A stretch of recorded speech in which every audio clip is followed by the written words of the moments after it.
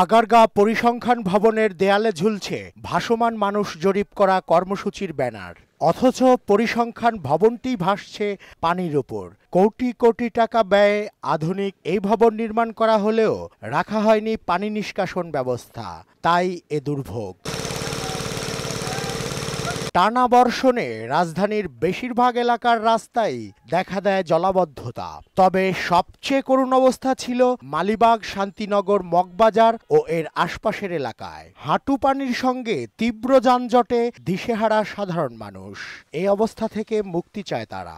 মৌচাক থেকে এই পর্যন্ত আসতে 3.5 ঘন্টা লাগছে। এখন হসপিটাল যাইতে পারতেছি না, রিক্সা পাইতেছি না। আসলে এগুলোর বিরুদ্ধে খুব তাড়াতাড়ি পদক্ষেপ নেওয়া উচিত। এটা তো আমাদের দুর্ভাগ্য, কষ্ট।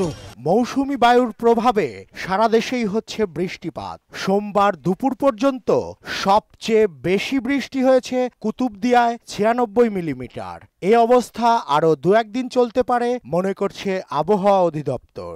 দেশের সবকটা সমুদ্র বন্দরকে 3 নম্বর স্থানীয় সতর্ক সংকেত দেখাতে বলেছি। পরেও আরও বৃষ্টি হবে। একদিকে তীব্র যানজট, অন্যদিকে জলাবদ্ধতা। সকাল থেকে দুপুর পর্যন্ত রাজধানীতে বৃষ্টি হয়েছে মাত্র 38 মিলিমিটার। 38 মিলিমিটার বৃষ্টিতেই নগরবাসীর জীবনে যদি নেমে আসে এমন বিপর্যয়, তাহলে এর চেয়ে ভারী বর্ষণে এই নগরবাসীর পরিণতি কী হবে, সেটাই এখন সবচেয়ে বড় প্রশ্ন। রাজধানীর শান্তিনগর বাজার থেকে রেজা খান, মোহনা সংবাদ, ঢাকা।